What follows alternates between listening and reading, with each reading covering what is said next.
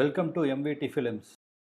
இன்னைக்கு நம்ம பார்க்க போற இந்த படத்தோட ஒன்லைனர் என்னன்னு பார்த்தீங்கன்னா, பால் குடிக்கிற பையன் மாரி இருக்கான் அப்படின்னு நம்பி அந்த ஃப்ரெண்ட வீட்டுக்கு கூட்டிட்டு வந்தான். அவன் பெஸ்ட் ஃப்ரெண்டோட 45 வயசு அம்மாவையே சுத்து போட்டுடுறான். அப்புறம் என்ன 2 பேரும் மகனுக்கு தெரியாம அவங்க ஒரு பக்கம் ரொமான்ஸை வளர்த்துறாங்க. யாரை பெஸ்ட் ஃப்ரெண்டுன்னு நம்பிட்டு இருந்தானோ அவன் ஏதோ ஒரு காரணத்துக்காக தான் அவங்க அம்மாவை சுத்து போட்டுட்டு இருக்கான். அது என்ன காரணம், கடைசியில் என்னாச்சு அப்படிங்கிறத ரொம்ப ரொமான்டிக்காகவும் த்ரில்லிங்காகவும் சொன்ன படம் தான் இது. இந்த படத்தோட பேரு சினிஸ்டர் செடக்ஷன். 2019 வெளியான ஒரு பிரெஞ்சு மூவி. நம்ம சேனல்ல இன்னும் சப்ஸ்கிரைப் பண்ணாம பார்த்துட்டு இருக்க நண்பர்கள் சப்ஸ்கிரைப் பண்ணிக்கங்க. அப்படியே இந்த வீடியோக்கு ஒரு லைக் போட்டுட்டு பார்க்க ஆரம்பிச்சிங்கன்னா இந்த மாதிரி ரேரான மூவிஸ் எல்லாம் தேடி கண்டுபிடிச்சு உங்களுக்கு எக்ஸ்பிளைன் பண்றதுக்கு எனக்கு ஒரு மோட்டிவேஷனலா அமையும். 45 வயசான சந்தன கட்ட ஷெரோன் கிட்ட இருந்து தான் இந்த படம் ஆரம்பிக்குது. நல்ல கொழுக்கு முழுக்குன்னு இருக்கிற இந்த ஷெரோனோட புருஷனை சில மாசங்களுக்கு முன்னாடி யாரோ ஒரு மர்ம மனிதன் கத்தியால குத்தி கொன்னுறான். அதுல இருந்து பார்த்தீங்கன்னா ஷெரோனோட லைஃப் தலைகீழா மாறி போச்சு. அவ வாழ்க்கையில் இருக்கிற ஒரே பிடிப்பு யாருன்னு பார்த்தீங்கன்னா அவளோட மகன் ஆண்டனி தான். ஆண்டனியும் இன்னும் அவங்க அப்பாவோட மரணத்திலிருந்து மீளாமையே இருக்கான். இந்த கேஸை யாரு ஹேண்டில் பண்றாங்கன்னு பார்த்தீங்கன்னா ஷெரோனோட எக்ஸ் பாய் ஃப்ரெண்டு தான். அவன் பேரு தேவ். வாலண்டரியா போலீஸ் டிபார்ட்மெண்ட்ல இந்த கேஸை நான் தான் விசாரிப்பேன்னு ஹையர் அஃபீஷியல்ஸ் வரைக்கும் போய் இந்த கேஸை விசாரிக்கிறதுக்கு பர்மிஷன் வாங்கிட்டு வந்திருக்கான். ஆனால் இது வரைக்கும் இந்த கேஸில் ஒரு இன்ச் இம்ப்ரூவ்மெண்ட்டும் கூட இல்லை. இவன் உண்மையிலேயே இந்த கேஸை விசாரிக்கிறதுக்காகத்தான் வந்திருக்கானா அல்லது இவனுக்கு அந்த கொலையில் ஏதாவது பங்கு இருக்குமா அப்படின்னு நமக்கு ஒரு சந்தேகம். மாசங்கள் கடந்து போகுது. ஆண்டனி புதுசாக காலேஜில் ஜாயின் பண்ணுறான். ஃபர்ஸ்ட் இயர் ஸ்டூடெண்ட்டுங்கிறதால அவனை சீனியர் ஒருத்தன் ரேக் பண்ண வர அப்போ அங்கே வர்றான் தில்லன். பார்க்கறக்கு பால் டப்பா மூஞ்சி மாதிரியே இருக்கான் பாருங்க. இவன் தான் நம்ம படத்தோட ஹீரோ.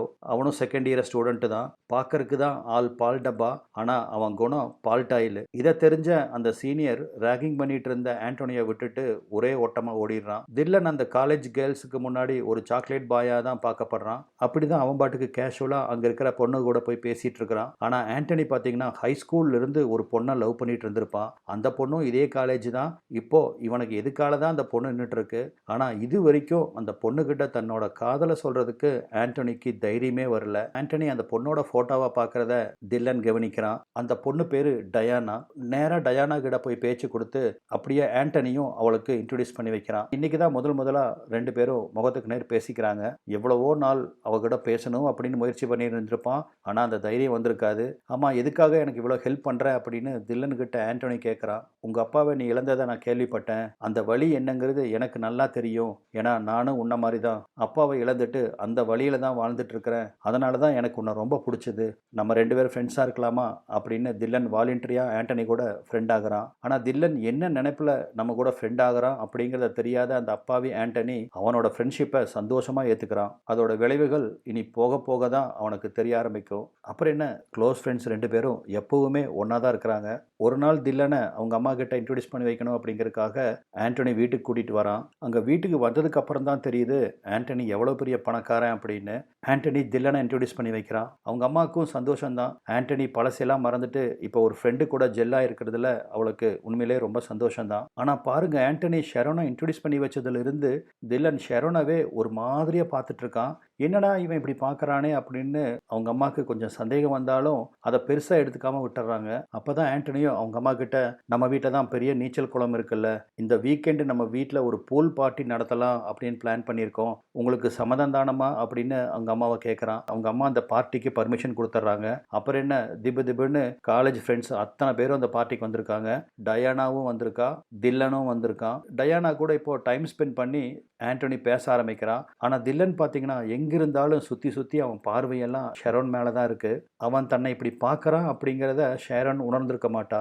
பார்ட்டி நல்லா பிஸியாக போயிட்டு இருக்க நடுவில் பார்த்தீங்கன்னா யாருக்கும் தெரியாமல் தில்லன் அப்படியே இந்த பார்ட்டியிலிருந்து கலண்டு வீட்டுக்குள்ளே போகிறான். ஷெரோனோட பெட்ரூமை கண்டுபிடிச்சு அந்த ரூமுக்குள்ளே தான் போகிறான். அங்கே ஷெரோன் இல்லை. ஆனால் அவங்க ஃபேமிலி ஃபோட்டோலாம் எடுத்து பார்த்துட்டு இருக்கிறான். வார்ட்ரோபெல்லாம் ஓப்பன் பண்ணி பார்க்குறான். கரெக்டாக அந்த சமயத்தில் ஷெரோன் அங்கே வந்து இங்கே என்னப்பா பண்ணுற அப்படின்னு கேட்க, ஏதோ சொல்லி சமாளிக்கணுமே அப்படிங்கிறதுக்காக பாத்ரூம் தேடி வந்தேன், தெரியாமல் இந்த ரூமுக்குள்ளே வந்துட்டேன் அப்படின்னு சமாளிக்கிறான். ஆனால் அவங்க அம்மா அவனவே வெச்ச கண்ணு வாங்காமல் சந்தேகத்தோடு பார்த்துட்டு இருக்கிறத பார்த்தோன்னே ஏதோ சொல்லி கவரப் பண்ணணும் அப்படிங்கிறதுக்காக, கணவன் இல்லாமல் வாழ்கிறது எவ்வளோ பெரிய கஷ்டம் அப்படிங்கிறது எனக்கு தெரியும், ஏன்னா நானும் அப்பாவை இழந்தவன் தான். எங்கள் அப்பாவோட அன்பு அரவணைப்பையும் நான் ரொம்ப மிஸ் பண்ணுறேன், ரொம்ப சாஃப்டாகவும் சோகமாகவும் சொல்ல, இதை கேட்ட ஷெரனுக்கு தில்லன் மேலே ஒரு சாஃப்ட் கார்னர் வருது. இதுக்கிடையில் ஷேரனுக்கு இன்னொரு வீடு இருக்குது. அந்த வீட்டில் இருக்கும்போது தான் அவங்க கணவன் இறந்திருப்பார். அங்கிருந்தால் அவரோட நினைவுகள் அவங்கள வாழ விடாது அப்படிங்கிறதுக்காக இன்னொரு புது வீடு வாங்கிட்டு வந்திருப்பாங்க. அதுதான் இப்போ அவங்க இருக்கிற வீடு. ஸோ இந்த பழைய வீட்டை விற்கணும் அப்படின்னு அவங்க அம்மா முடிவு பண்ணியிருக்காங்க. இதை தெரிஞ்சுக்கிட்ட தில்லன் அந்த வீட்டை பார்க்கணும் அப்படின்னு அவங்க அம்மா கிட்ட சொல்ல அவங்க வீட்டை கூட்டிகிட்டு போய் காமிக்கிறாங்க. எங்கள் அப்பாவை இழந்ததுக்கு அப்புறம் என் அங்கிள் வீட்டில் தான் தங்கி நான் படிச்சுட்டு இருக்கேன். ஒரு நல்ல வசதியான வீடாக வாங்கணும் அப்படின்னு அவர் பார்த்துட்டு இருக்காரு அப்படின்னு தில்லன் சொல்கிறத ஷெரோன் நம்புறா.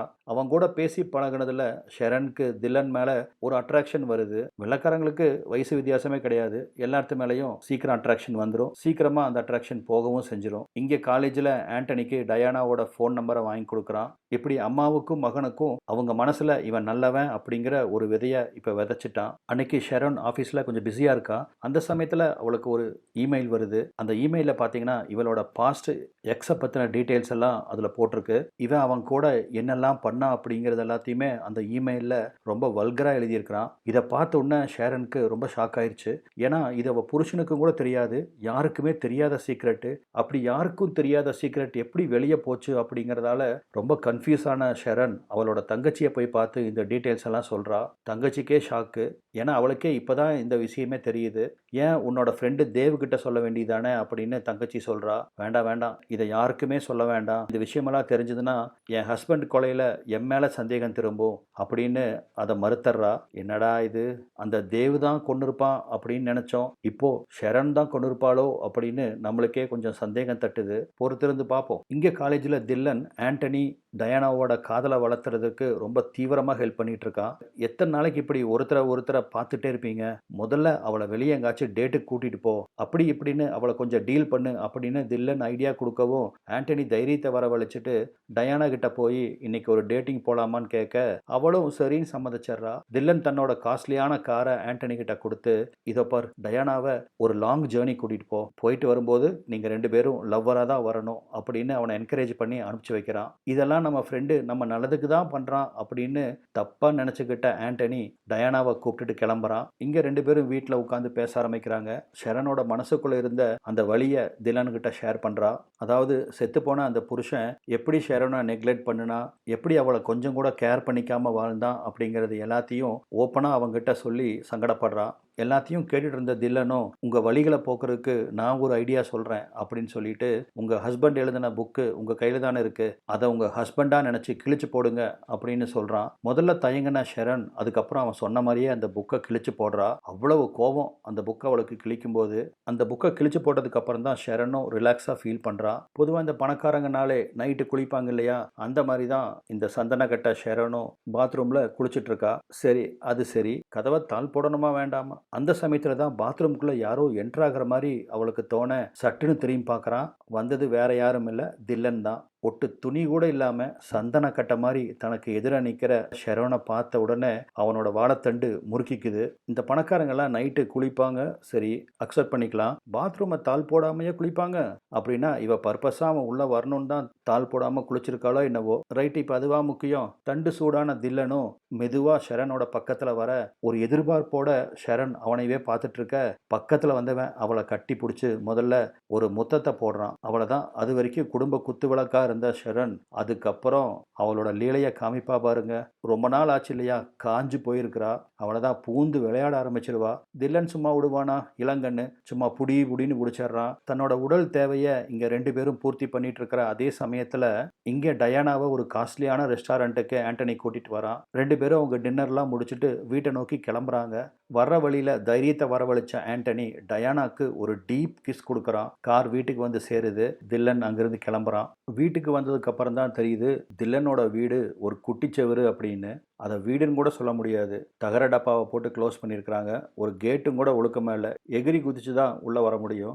வீட்டுக்குள்ளே பார்த்தீங்கன்னா அடுப்பில் பூனை தூங்கிட்டு இருக்கு. அந்த மாதிரி ஒரு ஏழ்மையான வீட்டில் தான் தில்லன் இருக்கான். அவன் கதை விட்ட மாதிரி இங்கே அவனுக்கு மாமாவோட பசங்களோ யாரும் கிடையாது. இவன் தனியாளாக தான் அந்த வீட்டில் வாழ்ந்துட்டு இருக்கான் அப்படிங்கிறது அந்த வீட்டை பார்த்தாலே தெரியுது. அந்த காரு கூட இவன் வேற ஒரு ஃப்ரெண்டு கிட்ட இரவல் வாங்கிட்டு வந்திருக்கான். இவ்வளவு ஏழ்மையாக இருக்கிறவன் எதுக்காக தன்னை பணக்காரனாக காமிச்சுக்கணும், என்ன பிளானோட இங்கே வந்திருக்கான் அப்படிங்கிறது அப்படிங்கிறது இந்த இடத்துல நம்மளுக்கு ரிவீல் ஆகுது.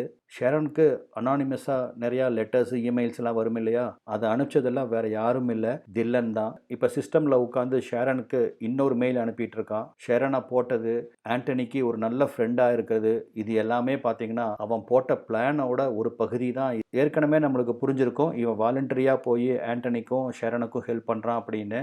ஆனால் நம்மளுக்கு புரியாத ஒரு விஷயம் என்னென்னா இவன் ஏன் இதெல்லாம் பண்ணுறான் அப்படிங்கிறது தான். இப்போ அடுத்த சீனில் பார்த்தீங்கன்னா டயானாவை ஃபஸ்ட் டைம் ஆண்டனியை ஒருத்தன் ரேக் பண்ணான் இல்லையா, சும்மா அவளை புல்லியிங் பண்ண அதுக்கு டயானா திரும்பி கத்தி விடுறா. அப்பதான் ஒரு பெரிய அதிர்ச்சிகரமான விஷயத்த அவன் டயானா கிட்ட சொல்றான். அதாவது அவளுக்கு ஒரு வார்னிங் கொடுக்குறான். நீ லவ் பண்றிய ஆண்டனி உன் பாய் ஃப்ரெண்டு, அவனோட ஃப்ரெண்டு நீங்க நினைக்கிற மாதிரி நல்லவன் இல்லை. அவன் யாருன்னு தெரிஞ்சுக்கணும்னா நம்ம காலேஜ் ஆஃபீஸில் அவனை பற்றின ஃபைல்ஸ் இருக்கு, அதை போய் செக் பண்ணி பாரு அப்படின்னு அவன் சொல்கிறான். ஆனால் இந்த மக்கு டயானா அவன் சொல்கிறத பெருசாக எடுத்துக்காம அவனோட வார்னிங்கை நெக்லெக்ட் பண்ணிட்டு போயிடுறா.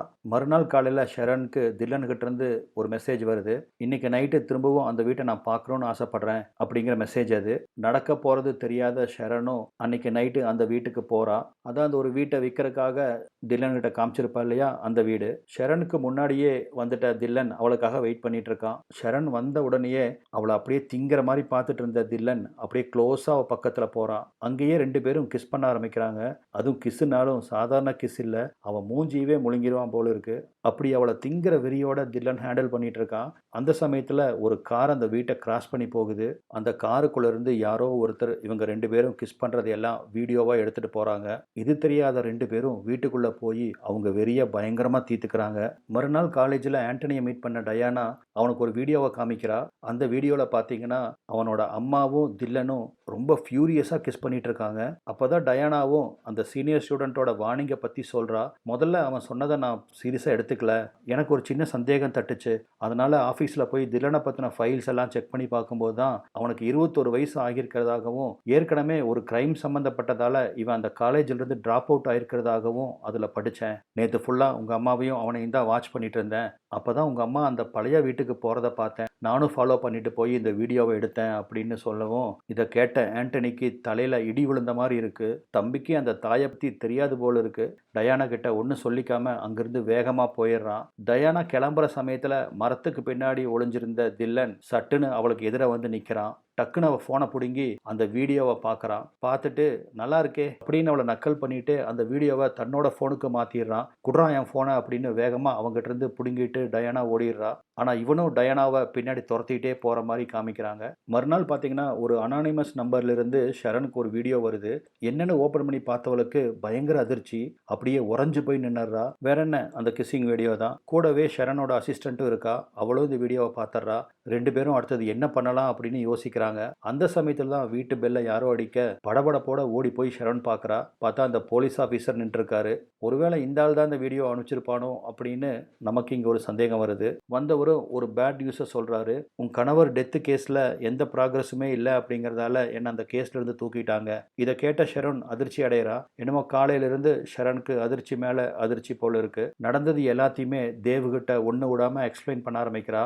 அந்த அனானிமஸ் லெட்டர் வந்தது, தில்லன் கூட அந்த வீட்டில் எக்கு தப்பாக நடந்துக்கிட்டது, அதை யாரோ வீடியோ எடுத்து இவளுக்கு அனுப்பிச்சது அப்படின்னு எல்லாத்தையுமே ஒன்று விடாமல் சொல்லிடுறா. இது எல்லாம் கேட்ட தேவுக்கு பயங்கர ஷாக்கிங்காக இருக்குது. ஏன் என்கிட்ட இதை முதல்லயே சொல்லலை அப்படின்னு கோவிச்சுக்கிறாரு. எல்லாத்த விட அவருக்கு என்ன மனசு ரொம்ப கஷ்டம்னா, சின்ன வயசுலேருந்து இவளை லவ் பண்ணிட்டு இருக்காரு. அது ஷெரனுக்கும் தெரியும். ஆனால் ஒரு நாள் கூட அவருக்கு பிடி கொடுத்தே பேசினதில்லை.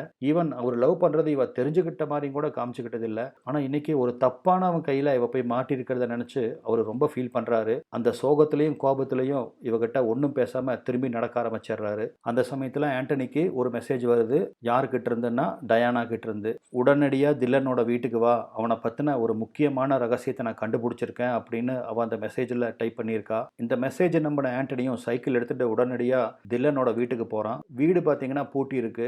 எங்க யாரையும் காணமே அப்படின்னு திரும்புற சமயத்துல கரெக்டா இவனுக்கு பின்னாடி தில்லன் நின்று இருக்கான். கையில இருந்த கட்டையாலேயே இவனை ஒரே போடு. அவ்வளவுதான், ஆண்டனி அங்கேயே மயக்கம் போட்டு விழுந்துடுறான். அப்பதான் நம்மளுக்கும் தெரியுது டயானாவோட போனு தில்லன் கையில இருக்குன்னு. அப்படின்னா கண்டிப்பா டயானாவை கடத்திட்டு வந்து இவன் தான் எங்கேயோ கட்டி வச்சிருப்பான் அப்படிங்கிறத நம்ம புரிஞ்சுக்கலாம். ஆண்டனியை அடிச்சு போட்டானா அவன் போனை எடுத்து ஷெரனுக்கு ஒரு மெசேஜ் அனுப்புறான். இங்க வீட்டுல ஆண்டனி போன்ல இருந்து ஷரனுக்கு ஒரு மெசேஜ் வருது. மாம், நான் இன்னைக்கு டில்லனோட வீட்லயே தங்கிடுறேன் அப்படின்னு ஆண்டனி அனுப்பிச்சிருக்கான். ஆனால் உண்மையிலே அனுப்பிச்சது யாரு? தில்லன். கொஞ்ச நேரத்திலே ஷரனுக்கு இன்னொரு மெசேஜ் வருது.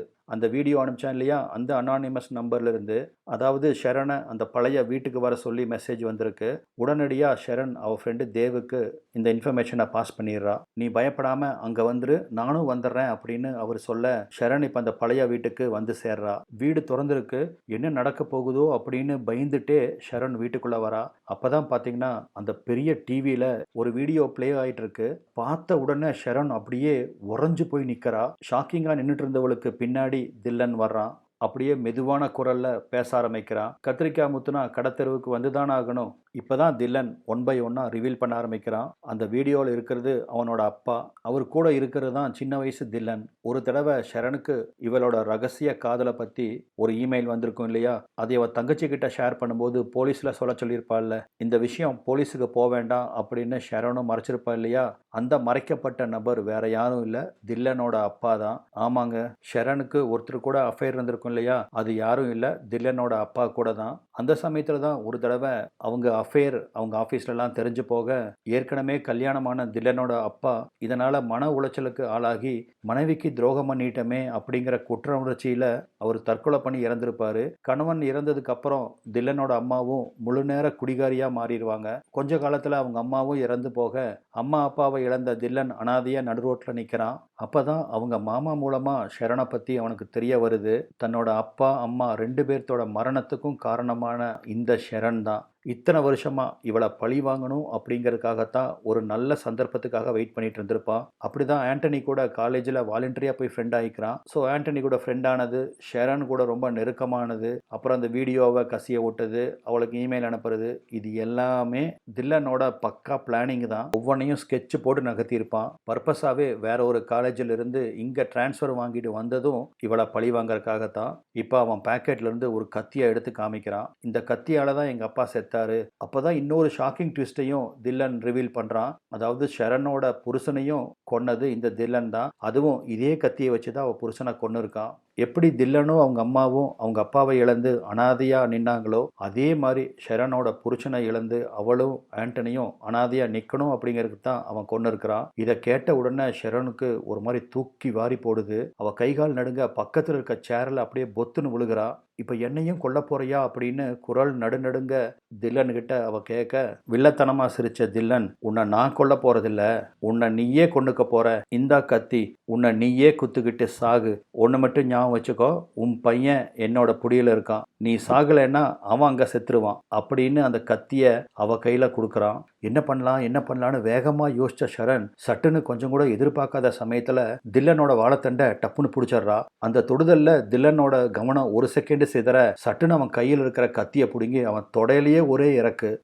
வாழ்னு கத்திட்டு அப்படியே தில்லன் கீழே சாயிறான். அங்கிருந்து தப்பிச்சு ஓடி வர ஷரன் நேரா யார் மேலேயே போய் மோதி நிற்கிறா. அது வேற யாரும் இல்லை, அந்த போலீஸ் ஆஃபீஸர் தேவு தான். ஸோ இப்போ நம்மளுக்கும் புரிஞ்சு போயிருது இந்த கொலையில தேவுக்கு எந்த சம்பந்தம் இல்லை அப்படின்னு.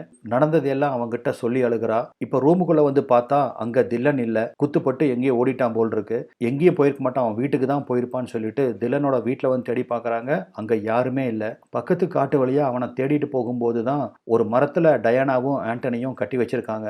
தில்லன் தான் இவங்களை கட்டி வச்சிருக்கான் அப்படிங்கிறது புரியுது. அவங்க கட்டை அவுத்து விட்டுட்டு 4 பேரும் சேர்ந்து தில்லனை தேட ஆரம்பிக்கிறாங்க. அந்த சமயத்துல தான் திடீர்னு எங்கிருந்தோ முளைச்ச தில்லன் அந்த போலீஸ் ஆஃபீஸரை கையில் இருந்த கத்தியிலேயே குத்திடுறான். காயம் மட்டும் அந்த போலீஸ் ஆஃபீஸர் கீழே விழுக அவரோட கன்னை எடுத்த தில்லன் ஷரனை குறி வைக்கிறான். எங்க அப்பா அம்மா எல்லாத்தையும் கொண்டு என்னை அனாதையாக்கின கொலைகாரி நீதான், இந்த பேயை கொல்லாம விட மாட்டேன் அப்படின்னு ஷரனை சுடப்போற அந்த சமயத்துல திடீர்னு பின்னாடி இருந்து டயானா ஒரு கட்டை எடுத்து அவன் மண்டையிலேயே ஒரே அடி, அப்படியே கீழே சரிஞ்சு விழுகிறான். இதுதான் சமயம்னு அவன் கையில் இருக்கிற துப்பாக்கியை பிடுங்கின ஷரன் அவனை போட்டு சாத்துன்னு சாத்துறா. வெறியோட கத்திட்டே துப்பாக்கியை எடுத்து அவன் தலைக்கு பாயிண்ட் பண்றா. சட்டுன்னு இடம் ஆண்டனி அவனை சட்டம் பார்த்துக்கும், நம்ம ஒன்றும் பண்ண வேண்டாம் அப்படின்னு அவங்க அம்மாவை தடுத்துறான். மகன் முன்னாடி தான் செஞ்ச தவறை எல்லாத்தையும் ஷரன் ஒத்துக்கிறா. இப்போ அடுத்த சீன்ல பார்த்தீங்கன்னா ஷரன் ஒரு புது பாய் ஃப்ரெண்டு பிடிச்சிட்டா. ஆமாங்க, அது வேற யாரும் இல்லை, பாவப்பட்ட தியாகி தேவ் தான். சட்டை அடிக்கடி மாத்துறாளோ இல்லையோ, ஆனால் பாய் ஃப்ரெண்டை மாத்துறது ஷரனுக்கு கைவந்த கலை போல் இருக்கு. 2 பேரும் வீட்டோட கொல்லப்புறத்தில் நின்றுட்டு அடுத்தது எப்போ தடியடி வச்சுக்கலாம் அப்படிங்கிறத பற்றி பேசிட்டு இருக்கிறாங்க. அதே சமயத்தில் அவங்க அம்மா உண்மையெல்லாம் சொல்லிட்டதால ஆண்டனிங்கிற இந்த தியாகியும் அவங்க அம்மாவை மன்னிச்சிடுறான். இப்போ திருப்பியும் அம்மாவுக்கும் மகனுக்குள்ள ஒரு நல்ல பாண்ட் உருவாகுது. இதோட இந்த படமும் முடியுதுங்க. சரி, நீங்க சொல்லுங்க, ஷெரோன் நல்லவளா, தில்லன் கெட்டவனா? முடிவு உங்க கையில. உங்க முடிவை கமெண்ட்ல தெரிவிங்க. நம்ம மீண்டும் வேற ஒரு பதிவில் சந்திக்கலாம். நன்றி.